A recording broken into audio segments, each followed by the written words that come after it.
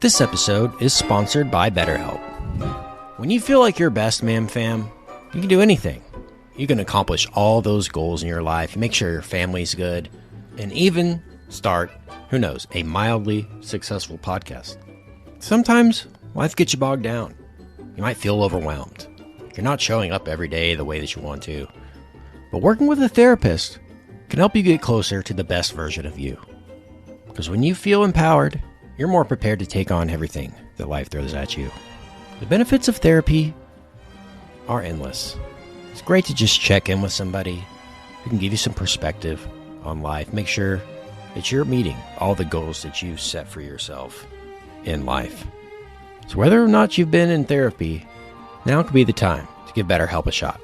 It's convenient, flexible, affordable, and entirely online. Just fill out their brief questionnaire. You get matched with a licensed therapist. You can switch therapists at any time for no additional charge. Couldn't be easier. If you want an empowered life, therapy can get you there. So visit BetterHelp.com/madaboutmovies today to get 10% off your first month. That's BetterHelp, HELP.com/madaboutmovies. Ladies and gentlemen, prepare to renew your Netflix subscription. I'm Kim Garrison. I'm Brian Gill. And I'm Richard Barton. And this is Mad About Movies! You sound insane. You realize that? Yeah. The whole world gone crazy! Seriously? It's showtime. Mad About Movies is your go-to movie podcast for all things concerning the world of cinema. We talk movie news, movie rumors, and most importantly, movie rumblings, and then break down our chosen movie of the week. Fret not, though. We will give you plenty of warning before we head into spoiler territory. Please stick around for the end of our show, where you can check out our weekly recommends. Brian, this week's movie of the week is... This week we're going to do a Rants and Raves on the TV pilots. Unfortunately, this year doesn't include any pilots about pilots. Wings Part 2. That'd be great. I know we got Pan Am a couple years ago. And yeah. I guess let's start with Fox. Brian, talk to me about Fox's shows. Let's start with Dads. Dads. I'm going to pull out my notes here because I've taken notes on all these shows. With my first impressions of what I thought. And let me just see what I wrote for Dads because it's been a while. Okay, what I first noticed was that the show is executive produced by Seth MacFarlane. Yeah. And Alex Sulkin, who do Family Guy. Yeah. So, which means that the show will probably get picked up for at least another season or two, knowing Fox's relationship with MacFarlane. Having said that, it's one of the worst shows I've ever seen. Just I don't know why they think people want to see Giovanni Ribisi because he's not a comedian. No, he's trying to be a comedian. I don't know what they're, and he's like somewhat recognizable. Like 99 out of 100 people don't know his name is Giovanni Ribisi. They're just like, oh, I've seen that guy before, So he's a somewhat recognizable face. So I guess that the Fox thinks that people want to see him because he's recognizable. Right. And Seth Green just can't carry anything, including, more than 50 pounds probably. Right. So what are your thoughts, Brian, on Dads? I know you loved it, so yeah, it was defend yourself. Fantastic. My feeling on Dads, and I think I may have texted this theory to Richard. I feel like this show is Seth MacFarlane attempting to get out of all of his Fox contracts so that he can go and make movies. I feel like I'm just going to throw out the biggest pile of crap ever, and that way they will have to cancel it, and maybe then they can cancel all my other stuff, and I can just go do what I want to do, because it's that bad. And I feel like Ribishi is in on the bit. Like, I think he kind of knows what's going on here. Every terrible line that he delivers, you almost expect him to turn to the camera and wink, because it's like, it can't get any worse than this. Seth Green, definitely not in on the joke, has no idea that this is just such a failed bit. But yeah, it's an epically bad sitcom. and offensive, like truly offensive, which is to me, like, that's the starting point on my theory, where it's like, you cannot do the sorts of things that they're doing on an almost like minute by minute basis. Every joke is racially insensitive or homophobic or whatever, and you can't cram that much offensiveness into a 22-minute show and hope to do that for 13 or 23 episodes a season, let alone 5 or 6 or 8 seasons. You know what I mean? Like, there's no way. So I don't know. I'm not convinced that he's not doing this on purpose to try to get out of all this stuff. Yeah, Richard, did you see Dads? I did. Unfortunately, yeah, I didn't see all the pilots you guys saw. And even more unfortunately, Dads was one of the ones I saw. Yeah, brutal. Just so I've been taping Brooklyn Nine-Nine because I like that one. I'm going to keep watching it. I like Mike Schur a lot. And even the minute and a half of the end of Dads before Brooklyn Nine-Nine starts pisses me off. That's how bad it is. Yeah. Can't go away fast enough. Seth Green, I just don't think Robot Chicken. Yeah, I don't think he's an actor. I think he's kind of like a creative person. Sure. I think he has talent. It's just not.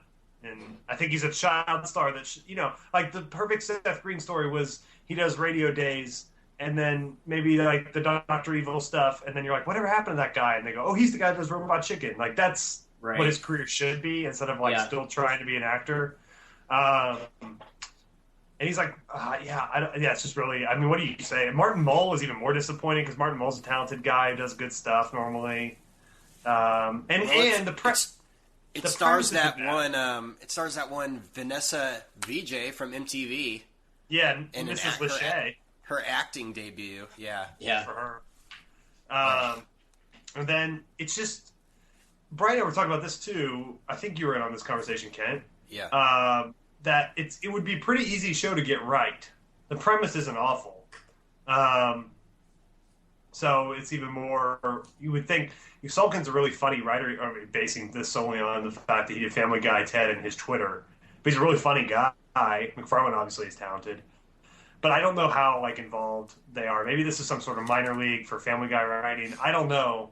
But it's brutal, and I will never watch it again. So moving on. We've already spent too much time on this. The fact that Dads is not on TBS is shocking. Yeah. And the fact that, Fox seems to be competent and has some, interesting shows either on or coming on soon. And, to think that those same eyes saw this and thought it was a good idea. But, once again, McFarlane may have so much leverage that he just forced it on or something. And if someone else writes that show, it may never see the light of day.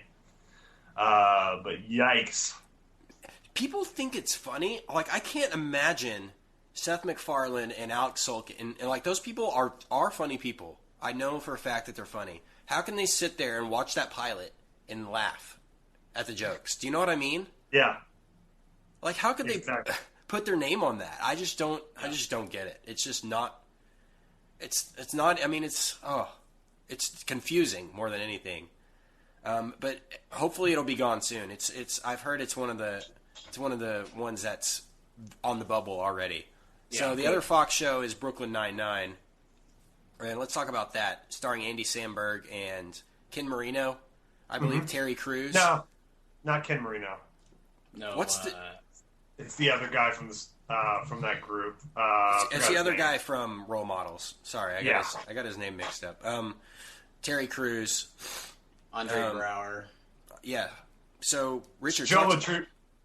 Joe Latrugio, that's his name. Yeah. You guys on MySpace? That guy. What he'll always be to me. This is an awesome show, I think, so far. You judge all these kind of shows from this Brain Trust, the Office, Parks and Rec Brain. The first couple Parks, the first couple Offices are pretty bad compared to what they ended up being. And this show's actually watchable already, so it could end up being pretty good. Sandberg's really good. Sandberg's not the easiest guy to write for. I don't consider him really to be a straightforward actor that much as just a talented, funny, kind of comedic performer, as we saw at the Franco roast. And so the fact that they already know how to write for him very well is very encouraging for this show, because they've got him down. Now they just have to kind of figure out these other characters, which a couple are pretty terrible and should probably get rid of. But, you've got your core with him. You just got to figure out the Terry Crews. They've got Broward down. And then just make a couple more of the supporting characters hit, and I think you've got a pretty good show on your hands. Brian? Yeah, I think the pilot was really good. I haven't been in... It's probably not fair to talk about, since we're just talking about pilots, but the 3 most recent episodes since then have been only okay for me. But you're right. They know how to... Sure knows how to write for Sandberg, and so you expect that it'll come around to a really high level. Sandberg and Brower are great. Honestly, the rest of the characters could all just stop being on the show, and including Terry Crews, who I love, but they really have no idea what they're doing with that character at all. Agreed. But just like you said, terrible. Yes, totally. Chelsea Peretti especially, oh man, she's killing me. No, it's look, Parks and Rec is I think is the best sitcom on TV right now, and the first season was only 6 episodes, so really you can say the first 12 to 15 episodes are not very good, and it took a long time for it to find its stride. And then once it did, man, it's just exploded. It's an incredible show. So you got to assume that they're going to have every opportunity to make that happen here. So for me right now, it's a B, but it definitely has the bones to get up to be an A or an A+ if they can get some of these supporting characters to come around. Yeah, for me, it reminds me a lot of the feelings that I had right when I first saw Arrested Development. And I'm not saying this is going to be another Arrested Development, but it's just I couldn't really figure out the tone, because it's borderline serious / funny. And it's just sort of something new that I haven't seen out of this style of show before about cops, or a kind of a buddy cop show that's done this way before. So it's kind of a new thing for me. But I agree. I sort of did enjoy it. I mean, out of all the comedies that I watched, this was hands down the funniest one to me. And we'll talk about some others on other networks here in a minute. But yeah, Sandberg has such a large amount of charisma, and he's just an enjoyable guy. People like Andy Samberg. I like Andy Samberg, and I don't care how many crappy Lonely Island songs he's done. He could still do some good stuff if the right people are writing for him and everything. So it's going to be really. This is going to be a show where you could start in season 2, and it's going to be awesome. It's not much. Probably stuff's going to happen in season 1, but it's going to be a show where you could watch a random episode in the middle of the season and to be caught up. You know what I mean? It's sort of episodic like that, I think. And I like it. Exactly. More than Parks and Office. That's a great point, Kent. This seems to be almost... So it's kind of a mimic of these procedurals, your Law and Orders and stuff. It's parodying those. And it's kind of taken on that episodic nature where you can just throw one on, and there's not too much backstory. I do like that about that, too. Certainly attractive when it goes into syndication, if it ever makes it that far. But right, it more than Parks or Office, which have sort of continuous stories. This is more episodic, and you're right. That's appealing, and just for by nature of being different, is appealing. Yeah. So what other shows does Fox have? Sleepy Hollow. Yeah. Did you guys watch that? Did you watch it, Brian? Yeah, I did. I expected to just despise this show. And look, it's not. It's hard to explain because I don't think it's a good show, really. But I enjoyed the crap out of it. I really did, and I didn't expect to at all. It has a little bit of an addictive quality, It's and honestly, that's all I want from a network drama is something that I can put on in the background, I can enjoy watching, and then I can go away and not think about it anymore. You know what I mean? I can't, because I'm going to get most of my dramas from FX and HBO and so on and so forth. Those shows are going to be what I really care about and love. AMC. Yeah. If I'm gonna watch a network drama, I need it to be fun and kind of throwaway, and that's exactly what this is. Now, the issue is gonna be the pilot is completely batcrap crazy. I mean, there's just so much going on, and it's all nuts. And they are going in some really weird directions. If they ever attempt to start taking themselves seriously, it'll fizzle really fast. But for the time being, I really enjoyed it, and I really did not expect to feel that way. Richard, Sleepy Hollow. Yeah, super fun show. I saw the second one though. Yeah. And wasn't nearly as good. I didn't think. Yeah, it wasn't quite as out of control and just nuts as the first one is. The first pilot was unhinged. Yeah. The only pilot. The first episode was unhinged, but that's what I mean. Brian and I were, you too, Kent, were talking earlier about how kind of bass backwards this season is. Like Fox and CBS have some of the more interesting shows, and Fox especially has had a very strong. They're really starting to build a pretty strong portfolio with New Girl and then Mindy. And, if they could get... It's funny, because if they could get another X-Files, they would be dominant. I mean, that's, I think, what the only thing they're missing. Now, they're getting 24 back, but that's going to have a summer run. Right. They are getting another X-Files. There's a show coming out in November called Almost Human, starring Carl Urban.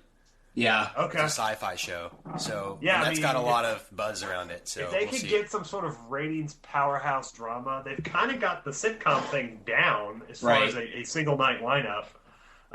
They could really kind of make a move. I mean, obviously Fox is a full network. I mean, it's not like it's 1993 and there's some sort of fledgling ship, but they could make a move to be maybe the number one network if people would please stop watching Big Bang Theory and other various Chuck Lorre creations. Why don't they just bring back? He wrote Dharma and Greg, right? Just bring back Dharma and Greg. You might as well. Right. We're that lame as a society. So are those the only 3 pilots Fox has to offer this coming fall? The Brooklyn Nine-Nine Dads and Sleepy Hollow? I think so. They have a lot of mid-season stuff because once baseball's over and X Factor's over and stuff like that. So they'll have some more to offer us later this fall and in the spring. But I think those are the only 3 new shows they had this fall, now. So that's the only one... The only one we think they should cancel is Dads, right? Yeah. So, man, it looks promising for Fox, like you said. I mean, hopefully they'll get rid of one of the talent shows, X Factor, American Idol, or something, and kind of make way for something else. X Factor's done. I think X Factor is officially dead any day now. Hopefully so. It's killed Idol and it's not doing well itself, and it's just I think that shows. You guys ever read Lisa DeMarais?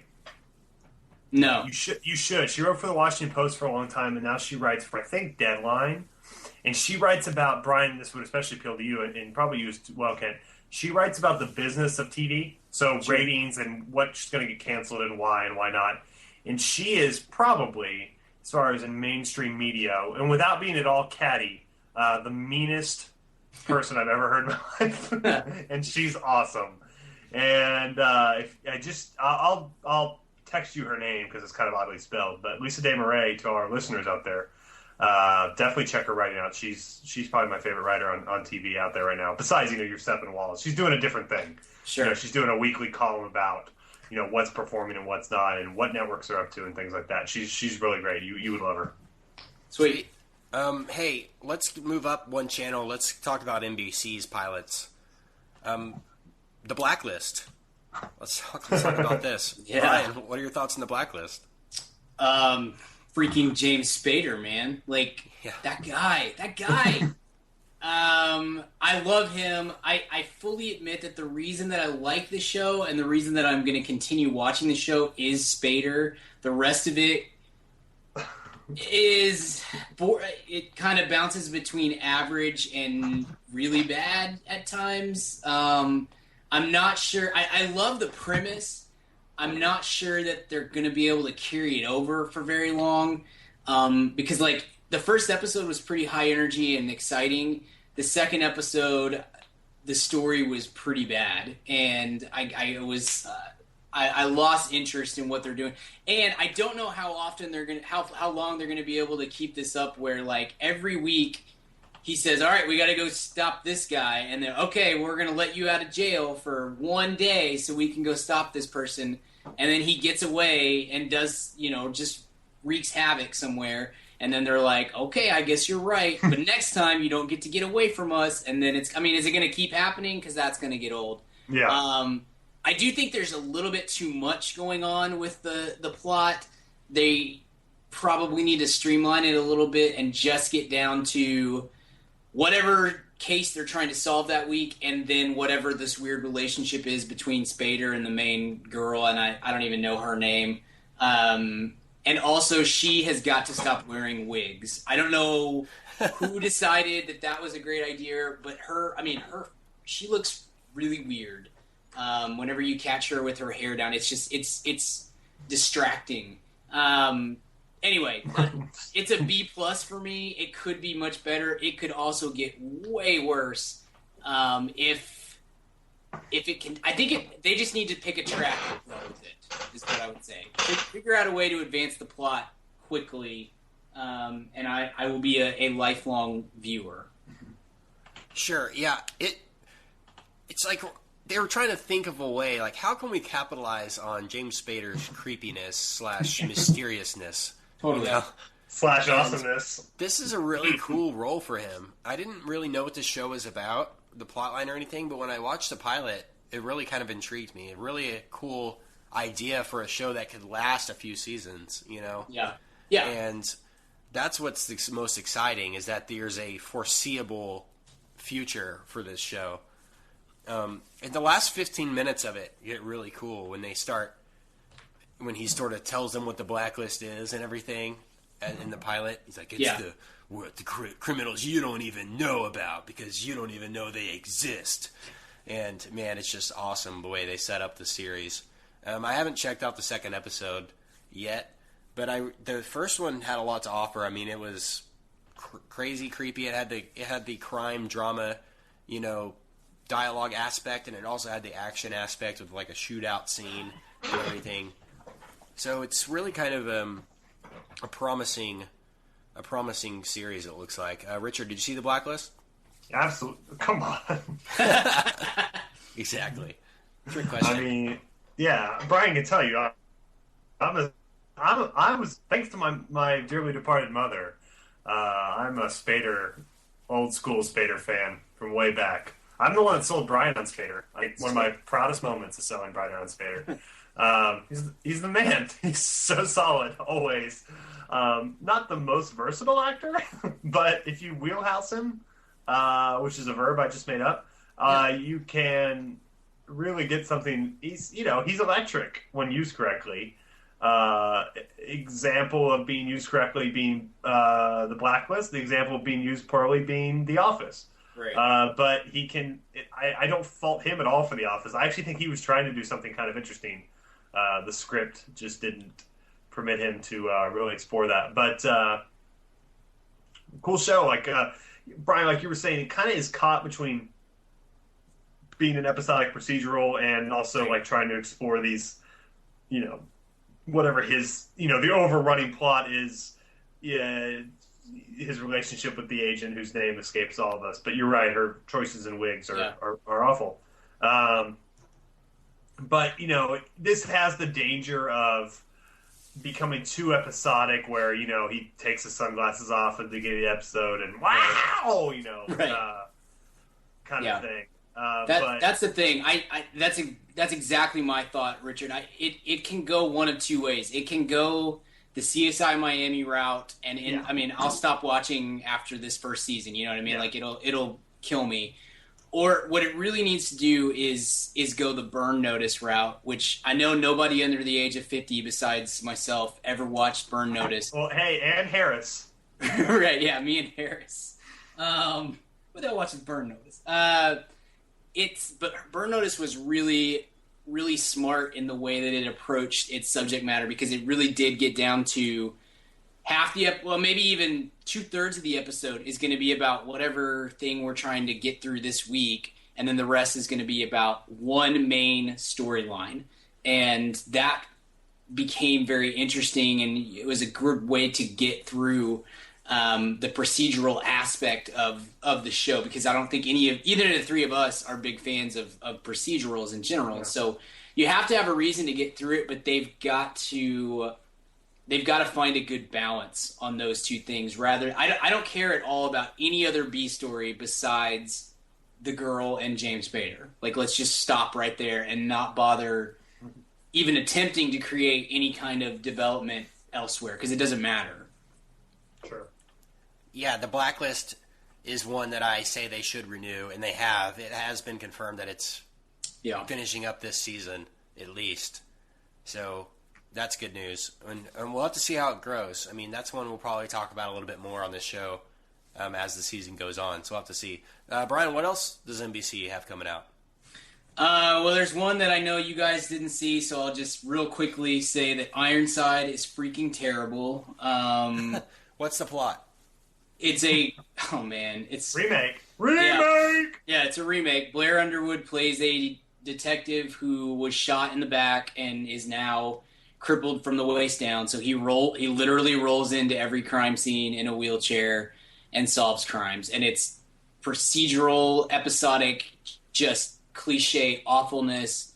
It's very poorly acted. Like, Blair Underwood deserves much better than this. I think the supporting characters are terrible. It's it's not fair to judge any show on the pilot. I am fully prepared to judge this completely on the pilot and say it's a terrible show.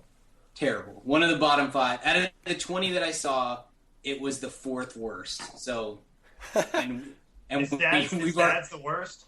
No. Wow. It's second worst. I'm excited to talk about. Yeah. So Ironside's terrible. So bad. What else they got? And then the other stuff is the Thursday night comedy lineup. So you've got the Michael J. Fox Show, Welcome to the Family, and Sean Saves the World. Would y'all care to discuss any of those three? I saw the Michael J. Fox Show, so we'll talk about that. Hold on. Is Welcome to the Family your number one worst? No, it isn't. It isn't. I know. Wow. I did see Michael J. Fox. Brian, what are your thoughts on what they're doing here with that? I would say the pilot was shaky at best. Brian! How dare you say that? Terrible. Michael J. Fox would probably say that at this point, though. Yeah. Let's be honest. The whole show is basically a Parkinson's joke. I mean, yeah, but with heart. He's taken that Curb episode and made a whole series out of it. I would imagine, like the rest of the world, love Michael J. Fox. Absolutely. I pretty much watch anything that he's on, except for The Good Wife. So, this got a full season pickup from the get go. Because America loves Michael J. Fox, and so I will stick with this show throughout. I thought the pilot was very good. It's actually my favorite pilot of the 20 that I saw. Wow. The second and third episodes were only okay. I think it took a downgrade from there. It's got a lot of promise. It is very much a throwback show. I think if you were to say that it is outdated, I would say that that's a fair judgment to make, but I would argue the flip side of that is if you're not outdated, you can be a throwback, and I think it is a throwback. It feels like a very warm, family-friendly sitcom from. Feels like it should be on TV Land. Yeah, it should be on TGIF for me, like with older adults. You know what I mean? Like it's so. That's not going to be everybody's cup of tea because we live in a world that wants biting, sarcastic humor, and I fully, I'm all on board with that.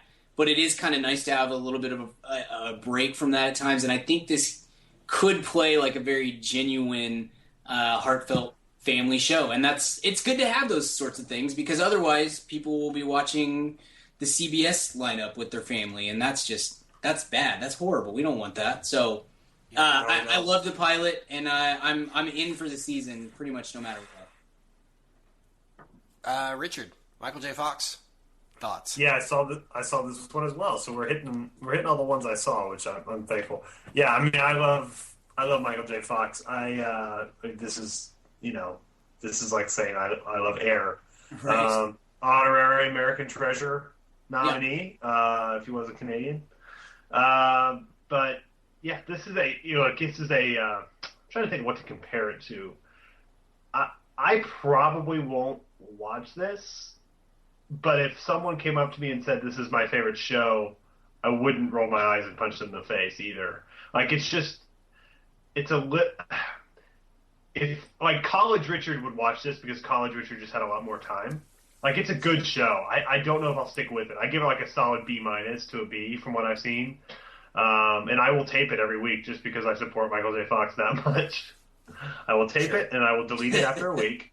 But I would say I don't really care for the wife that much as an actress. I've seen her in some other stuff, and it's okay. You know what, but, Richard? You know what? I'm gonna hold your thoughts because guess who's gonna play Michael J. Fox's dad? And your boy Charles Grodin. Oh, I do love Charles Grodin. Yeah, that's huge. That's awesome. So look forward to that. I'm back on. I'll definitely check that episode out for sure. Yeah. But yeah, really good. I mean, just solid TV. Like Brian said, total, just like professional throwback TV show in every way. And great to see him as healthy as he seems to be. I mean, that's, to me, the biggest joy I find from watching that. And creatively, it's simply not, to watch this show is not to watch it completely out of sympathy for Michael J. Fox. Please don't get that impression, because it is a very good, it's a fine show.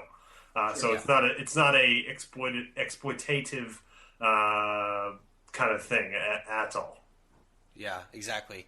And I agree. It's a good show. I did enjoy the pilot, Brian. I thought it was a good pilot.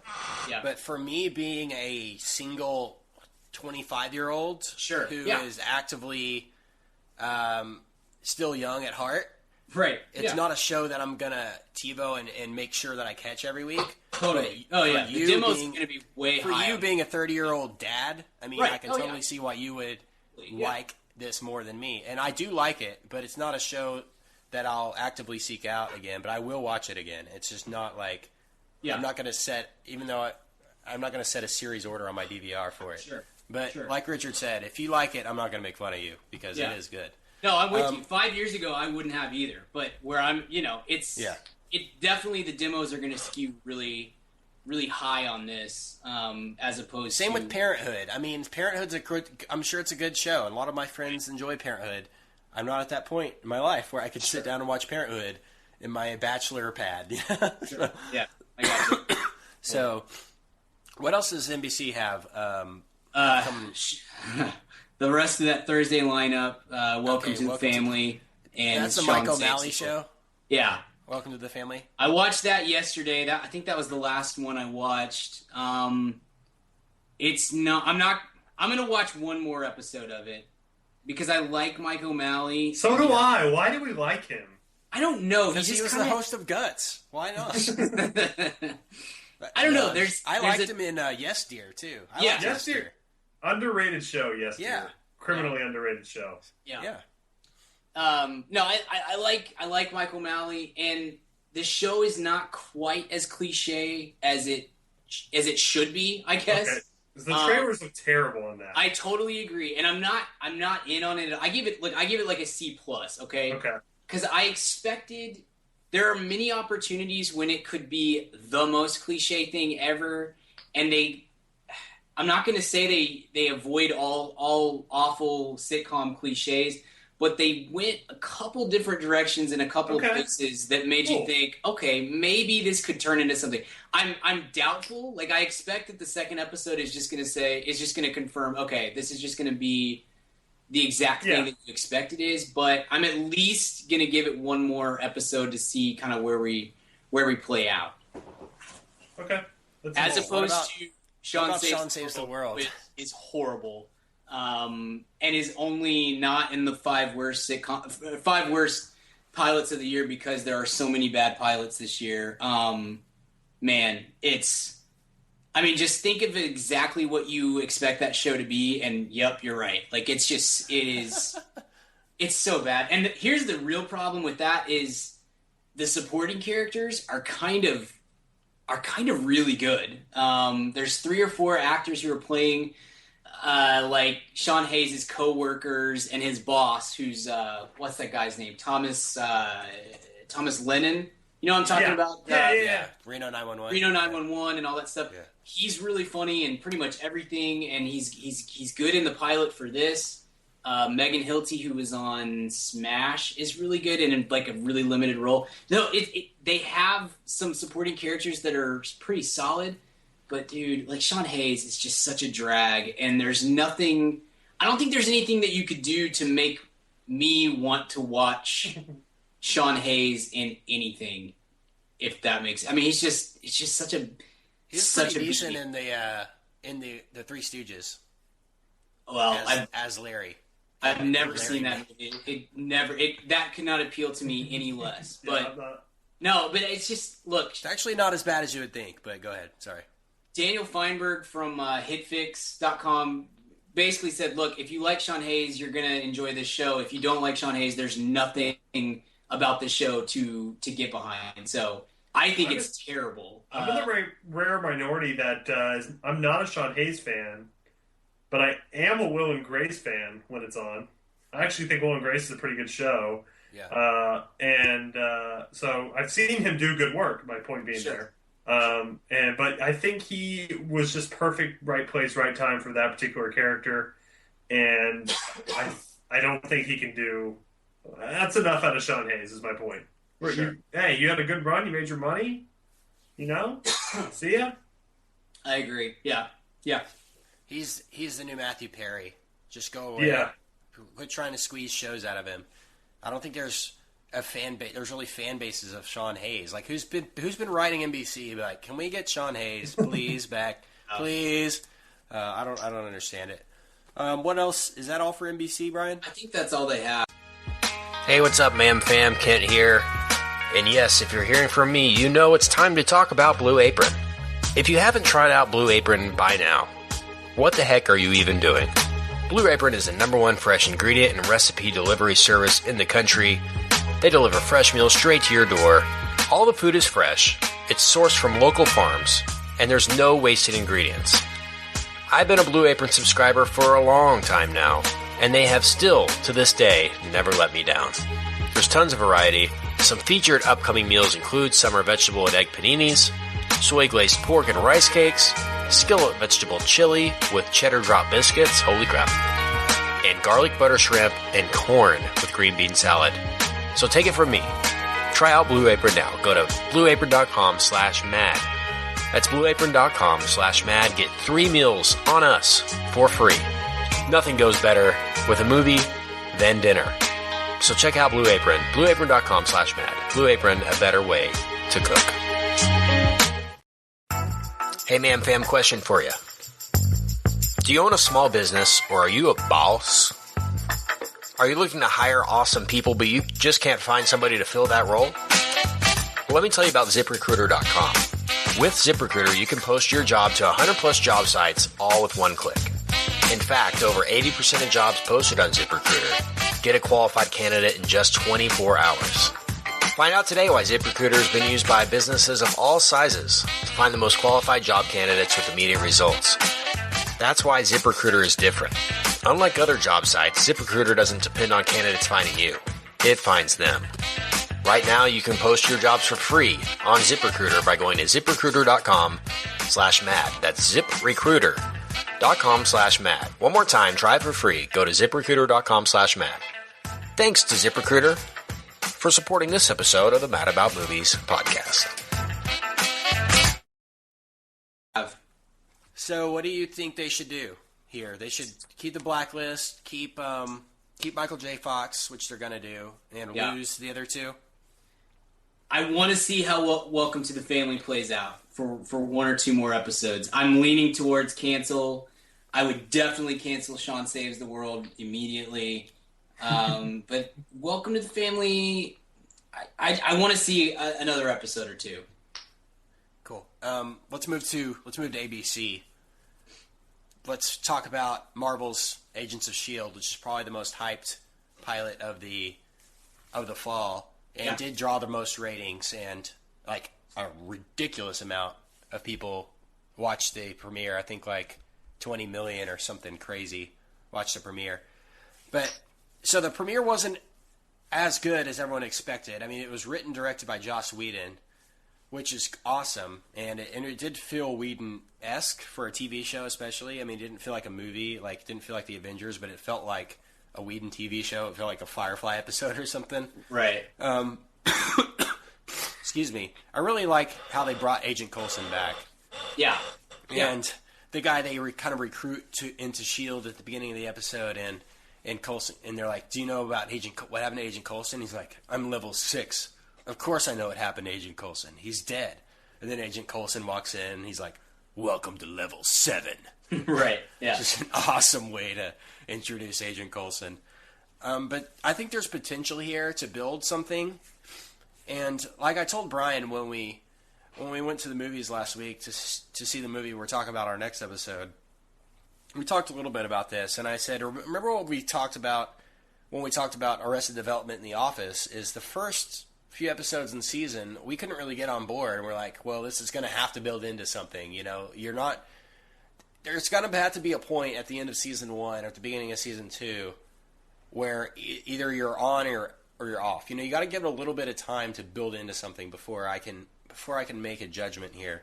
Sure. But I do think, and Brian and I talked about this also, I think they're going to bring in the Robert Downey Jr., you know, is going to guest star. And they're going to work in Samuel L. Jackson into a few episodes. And they're going to make it interesting with them under the Marvel Disney umbrella.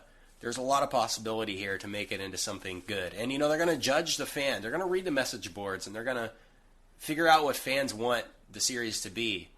And I think that's what it'll eventually evolve into. And I think this show has potential to be, you know, a long-standing show. I mean, at least until this Marvel Cinematic Universe fades out. I mean, they've already got, movies booked to 2018 or something.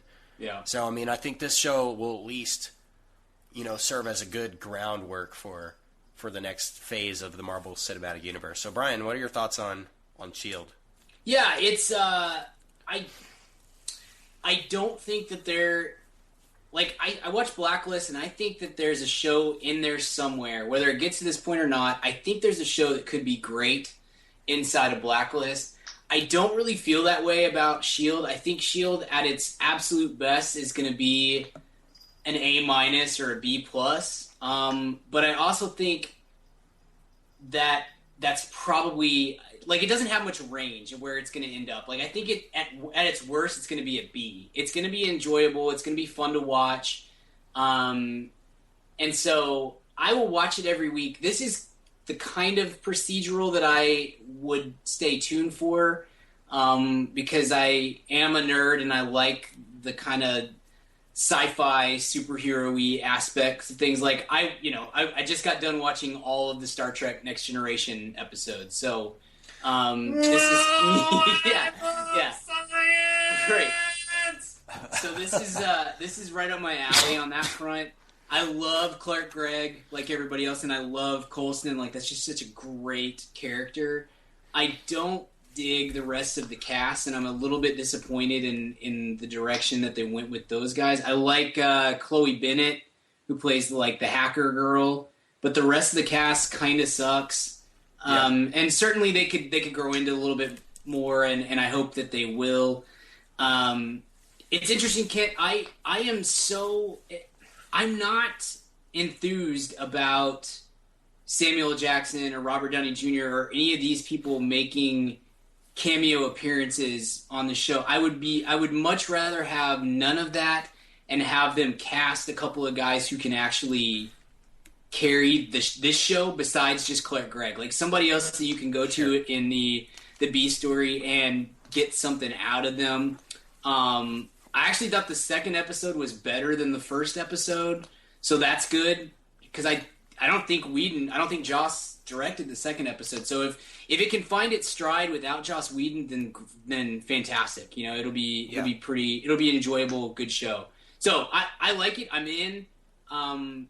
but I also had very tempered expectations to begin with, because I think people are maybe expecting this to be the Avengers, but just on a weekly basis, and that's not going to happen. And so, for what it is, I think it's pretty solid, and that's all I really need it to be, is just solid for 20 episodes a season. You know what I mean? Yeah. What I meant by having some of those people cameo is they really have to figure out a way to tie this all together. You know, they really have to tie the movie storylines and everything with the TV show, I think, to make it interesting. I don't really care about the backline Marvel storylines if they have nothing to do with anything in the cinematic world. Do you know what I mean? I know what you mean, and I totally understand that, and a lot of people are making that argument. I actually feel the opposite. I don't need, and I don't. Then why have Agent Coulson involved? Because that's why he's in it, is to tie it together. You know what I mean? Like, get rid of Coulson then if you're gonna go that direction. You know what I mean? If you get rid of Coulson, you don't have a show, because people love Coulson, and that's the reason that he's in this, and why they're doing that is because people love that character. And so you're probably right. That's probably what they're going to try to do. I don't need that. Like, if they can keep this momentum going, where every week what they're doing is going to find a new superhero, or take some artifact out of a jungle or whatever. And in the sidebar is them developing what happened with Coulson, and did he die or did he not die, and things like that. I don't really need it to tie into Avengers 2 or Iron Man 4 or any of that stuff. I just want week to week solid storytelling and decent acting. And I'm getting half of that right now. So maybe these other guys can develop into decent actors. I don't know. Like I said, I know most people argue that point, and I'm the wrong one, you know, but I don't need all that. I just want it to be a decent hour. I don't think it'll connect in any significant or big way. Like, I don't think it can, because of the budget. I don't think any of these S.H.I.E.L.D. people are going to be in any of the movies, you know, other than Coulson, maybe a few of them. But I just think that, I mean, it has to go along with the story and the canon that they've already developed here. Do you know what I'm saying? That's all I mean. It has. It already has done that. They talked about the Battle of New York and things like that, sure. And I just want them to keep it on the same line. I don't want what they're doing in S.H.I.E.L.D. to contradict what they're doing in the movies. That's all I'm saying. Sure. Totally. Richard, did you see this? I did. I found it to be. You know, they wanted to do a S.H.I.E.L.D. movie at one point with Coulson. And I think this was a much better idea, because it's just such a smaller story. But I did find it in a lot of ways to be kind of boring.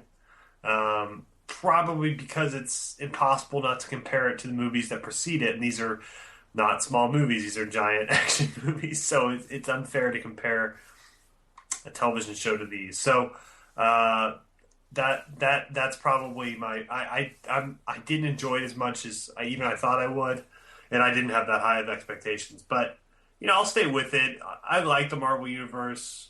And so I'm interested in, you know, if this story can provide some sort of secondary text for the narrative and be this sort of like extra version where you can watch the movies, or you can really go into depth and watch the show too, and really kind of figure out motives and exposition and things that, you know, if it will make...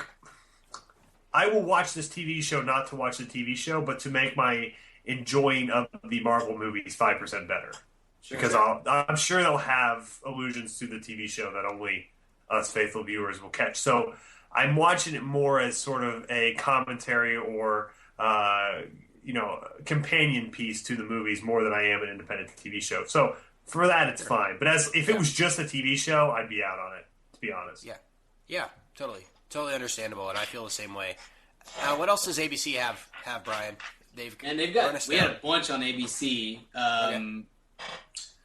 Did you guys watch Trophy Wife with Malin Ackerman and Bradley Whitford? No, I did not. Okay, I really like it. Like, that's that would be my. I mean, Michael J. Fox is kind of a comedy, but it wasn't funny, you know, it was much more of a heart. Yeah. Trophy Wife, the pilot, was the funniest pilot I saw. Check it out. More than Brooklyn Nine-Nine. Malin Ackerman, like, I really like her. I think she's very charming, and she just has never had the right role. I think in a lot of people have tried to use her in a lot of stuff, and it's just not quite worked. I think this could be it. And I love Bradley Whitford too, so that helps. It's kind of a zany show. It'll fit in with Modern Family pretty well. I really enjoyed it, and it has a terrible title, so that's rough. But fun. It's a fun show, and it's got some serious potential. I really liked it a lot. What else does ABC got? Did you guys watch The Goldbergs? Yes. Yes.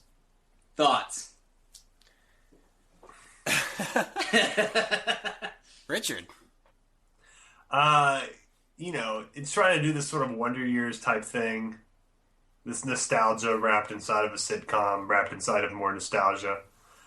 I love Curb Your Enthusiasm to death. I'm not a Garland fan, and at all. I enjoy Garland. I don't find him funny. Like, there are certain people that I enjoy watching them act, and not in dramas, not in comedies. I just enjoy their presence as a person. And that's like Jeff Garland. Like, I don't laugh at what he says, but I think he's a great compliment on Curb or something great like that. Curb. You know? His podcast he gets these great guests. Yeah. He must be a terribly funny and interesting person in real life. But Brian can back me up. His podcast, and we're a tight community in this podcast world, but his is almost insufferable because his laughing and it just makes it. He just loud giggles at himself and everything else, and I don't really get. I don't think he understands why he's not more famous, and I think the rest of us know perfectly well. Yeah, that's a great way to put it. Yeah. Yeah. So it's kind of, and this show's not really built around him, but he's a big part of it. It's probably a good show. I don't like, like The Middle is probably a good show, but I'm never going to watch it. Yeah. And this is kind of the same thing for me. This show, to me, seems dead in the water. Like, I don't see any way this show makes it. It just seems too fake, Like, the opening of the show was a montage of, like, clips from the 80s. Like, it's just trying to milk all the nostalgia out of you that's possible here. I just didn't really find it funny. Patton Oswalt apparently does the narration. Yeah. Sort of like a Daniel Stern Wonder Years thing. Which really I'm sure is exactly how they pitched it to him, and he was like, yes, I want to be Daniel Stern, because he gets it. Yeah, but it's just really kind of an awkward thing when I watched it and heard his voice. I was like, no, Patton. Yeah. But I didn't find it funny for a comedy. I just don't understand these shows that are comedies that aren't funny, that get greenlit. Yeah. I mean, I'm sure, guys, us three could put together something that could have at least 3 or 4 laughs. 3 or 4 good jokes. Like, if we spent all our time, we could do it. It's just not funny, and I don't know who finds it funny. I just don't see an audience here. I don't see people being like, man, guys, you guys want to come over, and Goldbergs is coming on. Gotta have a Goldbergs season finale party, Like, I just don't see a market here, and I don't think it's going to make it. What'd you think about it, Brian? I agree with you. I didn't think it was funny, but I will say there is so much nostalgia value. Like, my wife loved this show, and more than anything else, it's because it's set in the 80s, and she loves the 80s, and we have I have a lot of friends that are obsessed with the 80s. I think best case scenario for the Goldbergs is that nostalgia and that 80s love carries it over and keeps it safe until it gets to a point where it does develop some humor. For me, the biggest issue was, and again, I'm stealing directly from Sepinwall and Feinberg on Hitfix, but just can we please stop yelling? Like, every character is just yelling the entire show, and that just wears on me so much after a while. But I think it has a little bit of potential But you're right. You guys are right. It has to figure out how to be funny, not just nostalgic. But that's, I mean, counterpoint, it's a sitcom. Yeah. That's, if the Charlotte Bobcats could be a great NBA team if they could just figure out how to play basketball. Totally, yeah. The main responsibility of these shows is to be funny, so if it's not funny, then sorry, I'm not going to give you time to develop your funny bone. That's one of the great things about this pilot season and the whole pilots. If the pilot has to be the funniest. I mean, I don't care if the rest of the season sucks. Like, you have all your effort to put into one show. That's all the attention you're going to get from me is the pilot, okay?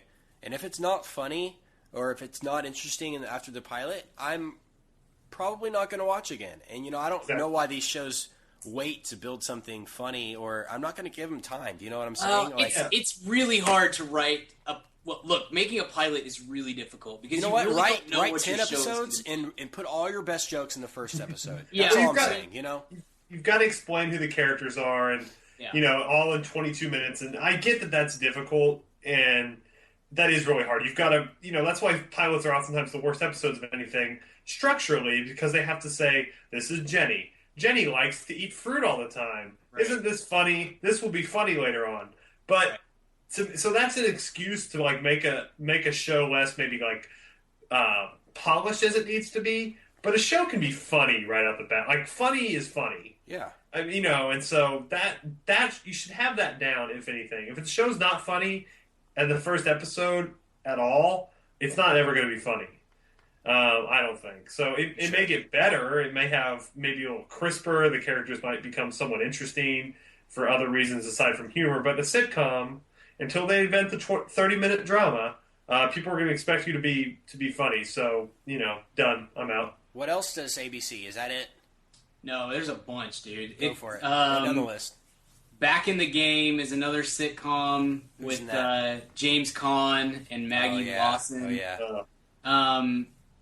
The only saving grace on this is that I don't think the show knows what is good about itself yet. And I'll make a comparison here.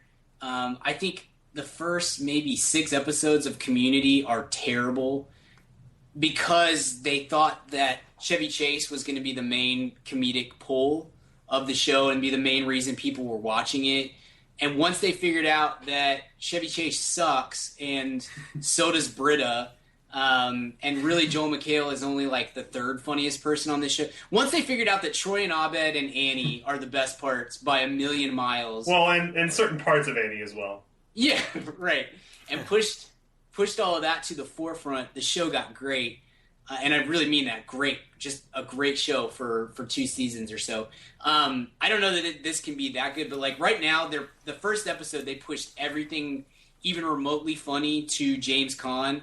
And his character is such a jackass that there's no way that he's ever going to be an enjoyable character to watch. They pushed him too far.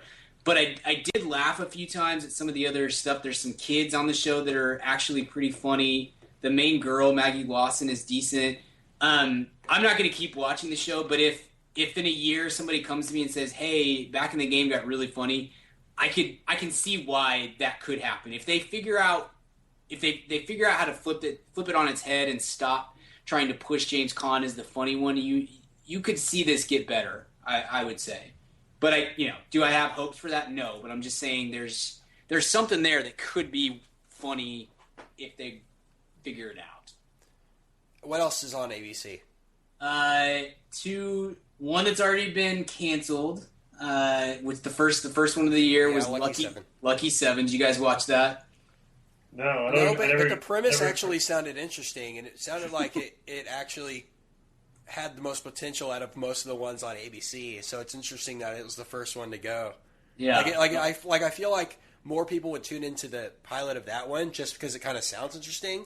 Yeah. Then if you watch the pilot, if you watch the pilot, you would understand. It was people horrible. Probably tuned out 2 minutes into it or something. Dude, I almost did. I had a commitment. I was going to watch every single one of these. I will say this: it was my number 5 worst show. The 4 below it, including Ironside and Dads, which you've already talked about, they were all better in the first 5 minutes than Lucky 7. Like, this was the one that really pushed me to the limit of what I will do for this podcast. Seriously. Yeah. And it got a little bit better as the show went, but still, like, as, like, a D. I mean, terrible. But the first 5 minutes are some of the worst thing I've ever seen on television. Well, what else is on ABC? Is that all? Is that the I've got 2 more, bro. Man. ABC dominated the bottom of the list here for me. Ringing in at number 3, worst show of the year for me. Rebel Wilson's Super Fun Night. Oh, yeah. Oh my God. We're done, Rebel Wilson. We're done here. You can go back to Australia and just stop. This is, first of all, I don't know why in the world they have Rebel Wilson and then she's trying to speak in an American accent. That doesn't make any sense. Oh no, really? Yeah, she's trying desperately to be American, and it just doesn't. And the word, okay, here's the thing that I don't understand, guys. So they obviously went out of their way to make Rebel Wilson, who is, let's be honest, is probably like 30% of her funniness is due directly to her accent. Would you agree? I mean, like, that's part of the reason that she's funny. Yeah, yes. They strip her of that and make her be American, but there's like 3 other people on the show that are British and or Australian. So there's really absolutely no point into doing that. Are you saying I should shelf my Ricky Gervais as a Canadian pilot I'm working on? Yeah, exactly. It's it's bad, and about probably half of the show is spent in a karaoke bar. So just that probably should tell you all you need to know. It's horrific. And if that wasn't enough, they didn't even run the pilot. Like they pulled a random episode from the middle of the season. Oh, and said, wow. Here's our first episode. You'll like this better, right? No. Oh, It's terrible. And then my number 1 most horrible show of the pilot season, also from ABC, is called Betrayal, and it is just, that's awesome, dude. It's so bad. It's just so bad. It's about a oh gosh, it's got a 4.9 rating on IMDb, and also let me see if it's changed. Okay, I think they fixed it now, but as of the day that I watched this, IMDb still had up the original, like, suggested cast list, not the people who actually ended up in the show. It just had this random list of people who were at one time rumored to be in the show as the cast. So that should tell you how much attention everybody's paid to this. It's about a man and a woman who have an affair, and it is easily one of the worst hours of television that has ever existed. I'm pretty sure every single person in the cast is British, and they're all speaking in the worst American accents you've ever... Oh, dude. I almost want you guys to go watch the pilot just so we can talk about it, because it is a train wreck. I mean, it's so bad. It will ease... I would imagine it will be the next show to get canceled, probably even before Dad's. But it's... Man, it is horrific. Cool. So for ABC, we say Renew, Agents of S.H.I.E.L.D. What else? What else are we giving a chance to? Oh, totally Renew Trophy Wife, for sure. Okay. That's crazy. That's actually one of the ones I'm reading here that's on the bubble. I know. ABC. It has a terrible title, and I'm sure people are just based on the title are not tuning in. But I don't know. Desperate Housewives was a huge show. You gotta remember that. Like, Smutty is in. Really, it really is. Right. Let's go to CBS. This is the last network we're gonna talk about before the old man in the wicker chair. Before Richard chair falls out of himself. Sorry, I'm in the creaky chair. Let's talk about this Robin Williams show, because I know we'll have a lot of thoughts on it. Oh man, Richard, go for it. It's speaking of people that like old people shows, I like David E. Kelly. He's done some stuff I liked. I liked a lot of Boston Legal. Yeah. Speaking of Spader, I liked some Ally McBeal, especially the Robert Downey Jr. year. It was quite good. He sort of is a poor man's Aaron Sorkin.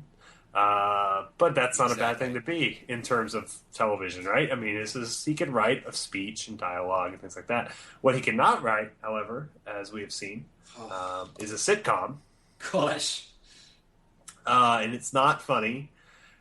It's got a really good cast. Robin Williams is enormously talented. Jerry Dantana from The Newsroom is kind of annoying, but seems to be a competent actor. Bob Benson, I don't know. Bob Benson's so good on this show. It's insane, guys. He's so freaking good. He's so good on this show. Yeah. And so that's just a huge waste. Sarah Michelle Gellar is awful and has somehow just become terribly unattractive as well. She used to be a very beautiful young girl, and she's certainly not Angela Lansbury at this point or anything. I mean, she's still in her early 30s, I would assume, and just seems like her face is made out of some weird. Well, let's not criticize women's appearances, Richard. You're above that, but this is a really bad show. The pilot included a sing-along talking about secret sauce, sexualizing things with Kelly Clarkson. It included lots of really odd McDonald's product placement. It included Robin Williams being on screen for 22 minutes and not making me laugh once in a portrayal that wasn't 1 hour photo, which is a new record, and that's pretty much all I remember from it. I didn't watch the second episode because I, have really an exercise in self-preservation. Couldn't stand to watch the second one, and probably I'm out on it. But that's too bad because there is a lot of talent here. Bob Benson's strong. I hope it gets canceled so we can bring Bob Benson back for sure to Mad Men. Yeah. But gosh, he's good. There's no way this was a comedy. Yeah, it's not funny. It's not funny. Yeah. There was no jokes in it. It was dramatic the entire time. What they're doing I disagree. There are a lot of jokes. They're just not funny. I mean, the whole singing thing with Robin Williams and that other guy is just cringeworthy. They do it for like way too long at the beginning, and then they do it probably 2 or 3 more times throughout the episode. And like what's the deal? They're gonna call Kelly Clarkson. They think it's 2002 or something, the year after American Idol. Well, I mean, started. Who are they going to get? I mean, they're not going to get anyone. Like, why do they need people? Like, what? It's just desperate. It screams of desperation from the beginning. You're right. That's a great point, Ken. They could very easily say, we're going to have to get Sheila Tomsaw and just have some fake huge pop star to do it. Yeah. Right. The fact you add Kelly Clarkson to it just really adds to the lameness. Yeah. And what, you got to go get that person every week? Are we going to go, Mark Ruffalo. I'm trying to think who else was big in 2002. Ja Rule. Yeah. Ja Rule. Yeah. And then you do McDonald's. No. I see what they're doing here, though. I mean, they're trying to capitalize on the whole Apple generation. The "Here's to the Crazy Ones" speech from Steve Jobs. Even the credits in the show are the same font that they use on the new iPhone software. They the whole thin line. I mean, they even mentioned Chiat Day at the very beginning, which is Apple's ad agency. So I mean, this is obvious. It's obvious what they're doing here. I just don't. It's crazy that Robin Williams is doing TV again. Well, to begin with, so many it's depressing. That are interesting about this. Robin Williams doing television. David E. Kelley is proven. I mean, like, say what you want. He's had 6 good television shows. He's had L.A. Law. He's had Ally McBeal. He's had Boston Legal. He's had Boston Public. He's had. I mean, you can name shows that were well respected that he's done, whether you like them or not. We've got a decent cast. It's clearly well produced. This is probably the best looking show as far as production value, sets and things like that of anything we've seen. It seems to be scaled. And, CBS has put money into this, thankfully putting all their Chuck Lorre money to good use. And it's bad. It's just really bad. It has no excuse to be bad, considering the talent involved. It has no excuse to be bad. Maybe it could be CBS really meddled with the script. I mean, you're always beholden to these networks when making these pilots, and these networks tend to be, to use an Attic Rolla line, a bunch of your mom's friends trying to tell you how to be funny. But so that, I'm willing to blame CBS because it's not like they've ever had a funny show besides Raymond. So I don't know. This is depressing. really depressing to watch. But it's, maybe it gets Robin Williams to do some movies. I like Robin Williams. Do something better than this. Man. But he for someone though, and Jim Carrey's the same way. And Eddie Murphy and these guys that are, and Robin's definitely had a longer career of any of them. But these guys that are sort of otherworldly, comedically minded, they make a lot of really crappy stuff. I think it's like baseball. Like if you're batting .330, you're doing a good job. And this is definitely a strikeout. Ugh. I turned to my wife about a minute into this show and just said, Robin Williams is ruining this. Like, it's... Yeah. And it's not... Having seen the entire thing, it's not entirely his fault. But, like, I mean, the first scene that involves Robin Williams, to me, the script clearly said Robin Williams does Robin Williams stuff. Yeah, I know. For 30 seconds. I mean, they walk in the room, and he just starts going off on this same crazy rant that he was doing 30 years ago. Yeah. And it's just, are we not all just, isn't Robin Williams tired of that by now? I mean, it's awful. I want good things for James Walk / Bob Benson. I love him. I think he is by far, I mean, he's great in the show for the 5 minutes that he's in it. But he's the only, I mean, honestly, number one, best thing about the crazy ones. Number one, James Walk, not even close. Number two, Kelly Clarkson. Yeah, I think that's pretty fair. The rest of it's really bad. And Production as you guys value? said, it should not be bad. It really shouldn't be bad. Yeah. What else has CBS got? A bunch of sitcoms, man. I watched We Are Men, the pilot episode of that from this week. Have you guys? No. Okay. By the way, all you listeners that are enjoying this podcast, first off, why? But secondly, send Brian some money. He just watched all this stuff for you. Yeah. And honestly, I like you, but I don't like you that much. So send him a check.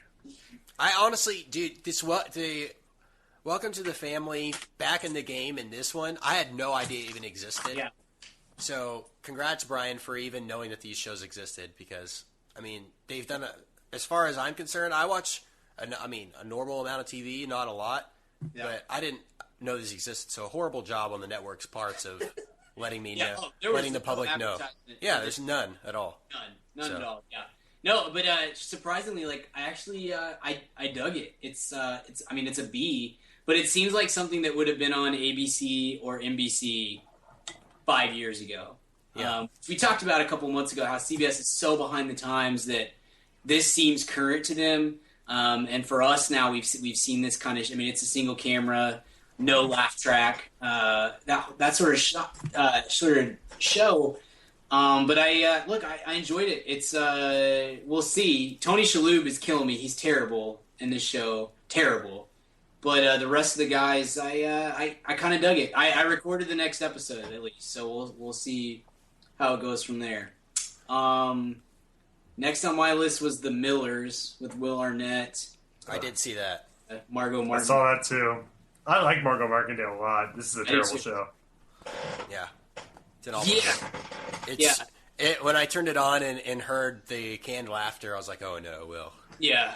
But I do think, I mean, this show is basically just trying to make another Everybody Loves Raymond. I mean, it's obvious. It could be successful. It's the exact same tone. It will be successful because it's on CBS. And Greg Garcia, watch it. He did Yes Dear, the aforementioned Yes Dear. He did My Name is Earl. He did, what's that one on Fox, Brian? You watched it. Raising Hope. Raising Hope. He's a talented guy. Trivia question. His first job out of college was the board op on the Tony Kornheiser radio show. So he's a Kornheiser. He's a Kornheiser guy. Shout out to Uncle Tony. Yep. Shout out to Uncle Tony. But he, you know what he does is he makes TV shows that last 3 years. Yeah, I mean, that's totally he never right. gets canceled early. Like he will make a show that is good enough to last 3 years. It's never going to be a classic. It will be forgettable entertainment. But he is like a professional TV show maker. Like you got to give him props for that. So this show's not that great, but I could see it getting a lot better. I totally agree. Yep, that was my point exactly, dude. They got Arnett right. Yeah, and that hasn't happened with the exception of 30 Rock. That hasn't happened since Arrested Development. Like I don't know how many projects Arnett's been involved with, and they fail miserably because they're not writing correctly for Arnett. He got that, and JB Smoove is awesome. And so you've got something decent there, and I think once you get away from fart jokes with Margot Martindale, she's incredible. And so she's incredible. Use her, man. That lady can act. You see The Americans especially. Totally. Oh my goodness, she's great. So I think that I set my DVR to record the next couple episodes because I want to see this show. I think maybe more than any other show, I don't think the pilot is going to be indicative of the rest of the show. Yeah, I think there's an opportunity. The laugh track is the killer, though. Like that. We've got to stop. We got to stop. If it keeps it on the air, if it keps a decent comedy on the air, I'll take a laugh track. Sure. Yeah. So what else does CBS have? Is that it? The Dermot. No, the Dylan McDermott one. Hostages. Dylan McDermott or Dermot Mulroney? Dermot. What does he say? Dermot McDillett. Yeah. The best SNL skits in the last 5 years. So great. I watched it. It's not. I don't know. I recorded the next 2 episodes to see how it plays out. There's no way it can't carry on. It has such a crazy plot that there's really this should be like a limited event series, like a 6-episode thing. But McDermott's pretty good. So good. Look, it was better than I expected. Probably not good enough to carry over to a full season. Speaking of our Dermots, we've talked about this, Brian. I'm going to put this out here since we're talking TV. Hey, AMC FX guys writing your anti-hero shows, I present to you Dermot Mulroney. Seriously. That guy's just teed up for one of those shows. I know we're talking Dylan McDermott right now, but you can't go McDermott without talking Dermot Mulroney. Mulroney just teed up for one of those shows. He'd be great at it. He's always solid. There's no reason he can't be Roger Sterling 2.0 and something. Totally. And he's funny. He was so funny on that when he cameoed on that skit. He has a good sense of humor. He could do a really dark comedy very well. He had a great run on New Girl too for 4 episodes. Yeah, he always has. He's that guy that's always like good on something short term, which I will say is what John Slattery was for a long time too. Sure. He did a season on Ed. He did Desperate Housewives. He did. He was that guy that would come on a show and be like, I really like that guy. Why doesn't he have his own show? Boom, Mad Men. Right. We get it. So I feel like Mulroney's the next in that line. He's not a movie star by any means, but he could definitely carry a good cable show. I like it. Last one was Mom. Did you guys watch Mom? Yeah. Oh, there's a mom and dad? Yeah. Anna Faris, Allison Janney. Now that I have Red Zone and until the Final Four starts, I told my cable company to just block CBS. I watch 60 Minutes and CBS Sunday Morning online, and I don't even want to scan through CBS. Yeah. Well, Brian, it's bad. I didn't like it at all. I don't think Anna Faris is funny, so that certainly doesn't help. And Allison Janney's so good. Allison Janney's so good, and I don't want her to be involved with this anymore. But it is, it is one step up from Two Broke Girls, and if you've ever seen an episode of that, you know that one step up from that is still just terrible. Pretty bad, yeah. Well, Brian, I hate to say, but I mean, Lucky Seven's already been canceled. Yeah. The shows that are currently on the bubble include ABC's Trophy Wife, of course, CBS's We Are Men, of course, NBC's Ironside, and Welcome to the Family. Yep, there it is. So 3 of the ones that you said were B's are currently about to be canceled within the next because America weeks. Sucks. Yeah. But hey, Sean Saves the World. Awesome. Yeah, keep watching that, guys. I do have the ratings from this past week, and I wanted to just mention this is adults 18 to 49, and there are 6 shows in the top 20 that are new pilots that I want to mention. And the other shows are like Sunday Night Football, Monday Night Football, and The Voice, and Big Bang Theory, and shows that have already been out, NCIS, things like that. But of the pilots that we've talked about, number 19 was The Crazy Ones, 17 to Sleepy Hollow, 14 Super Fun Night, The Blacklist, Agents of S.H.I.E.L.D., and the highest rated of all the pilots that we've talked about, MJ? CBS's The Millers, with an estimated 13 million viewers. Well, there it is. Richard So, said yeah, it. it Rick will Garcia makes TV shows, man. So he does. That'll definitely be around for a little bit. Yep. 13 It'll be gone. million? It'll be gone in 3 years. But Yeah. I just don't understand how that drew that many on the first episode. Like, Fart jokes, man. Will Arnett? Really? No, fart jokes. Everybody loves fart jokes. I guess. It's just confusing. Of all the ones to pick, I would have maybe. Well, they marketed it as a boring triple camera sitcom, and everyone watching CBS was like, right up my alley. Well, maybe that movie We're the Millers was big, so people thought it was kind of a tie into that. I don't know. I really don't know. Like, surely CBS thought this show was doomed after We're the Millers, the movie came out and was successful, you know. But this is going to be, I mean, it's just weird. It's unpredictable. It's crazy. I want to see, more than any other show, I want to know what the ratings are for Super Fun Night, the second episode. Because it's in the top 20 there. There's no way it's in the top 50 on the second episode. Yeah. Like, there cannot be a single person who tuned into that and thought, this is... Apparently it got really, like, Agents of S.H.I.E.L.D., The Blacklist, and Super Fun Night were apparently the three ones that, like, stood out as far as a lot of people were into it. But, I mean, that's weird. It's crazy to think about. It's so So those are the ones that are on the bubble, and Lucky 7 is gone, and I'm sure on this podcast we'll be able to be informing you guys whenever some of these get canceled or renewed. So we'll be sure to keep you guys informed. So, man, this has been a cool little experiment. Yeah, we'll have to see what lasts, and we'll have to do it again in the spring when the new pilots come out in the spring, and sort of evaluate our TV DVR schedules, I guess. Brian Gill, let me ask you this, sir. Where can I find you online? You can find me on Twitter at bgill12. You can find my writing at canbabiesdrinkredbull.com. Richard. You can find me on Twitter at Richard Barden. Kent, where might I find you on the interwebs? You can find me on Twitter at Kent Garrison. You can find this show at madaboutmoviespodcast.com. Find all our episodes on there. Find Weekly Recommends on there. And contact the show on there as well.